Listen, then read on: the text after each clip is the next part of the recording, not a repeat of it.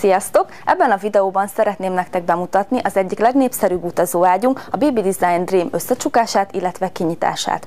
Mint ahogy elsőre is láthatjátok, nagyon picire összecsukható, és egy sporttáskát adunk hozzá, amiben könnyen tudjátok szállítani. Az utazóágy kinyitásánál az első fontos dolog, hogy vegyük ki ugye a sporttáskából, ezt könnyen cipzárral ki tudjátok szedni.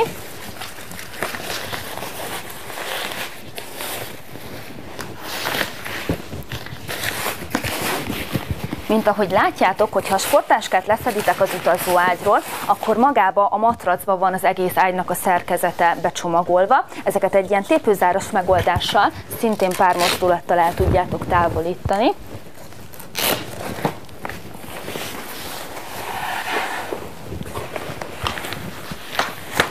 Miután kiszedtétek a matracot, az első nagyon fontos dolog, hogy először az utazóágy 4 oldalát kell kimerevíteni.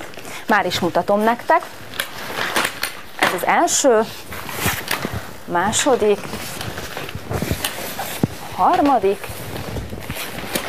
és a negyedik. Végül, hogyha a 4 oldalát kimerevítettétek, akkor a középén lévő gombot kell lenyomni, és már is kinyílt az utazóágyatok.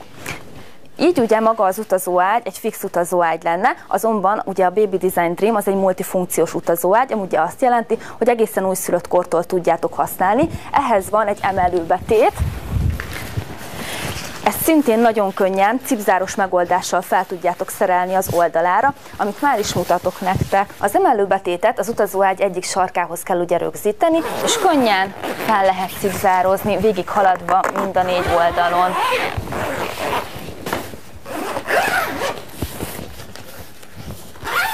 Miután felcipzároztátok magát az emelőbetétet, utána jöhet bele a matrac, ami szintén ugye tartozéka az ágynak.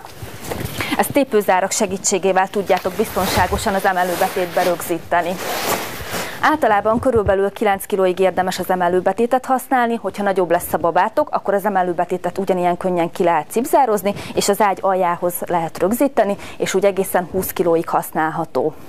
A Baby Design Dream utazóágyhoz ugye vannak még különböző tartozékok, egy játékhíd, amit tetszés szerint tudtok bárhova elhelyezni az ágyra, 2 darab kapaszkodó, ez segíti ugye a babátoknak, hogy minél könnyebben álljon fel.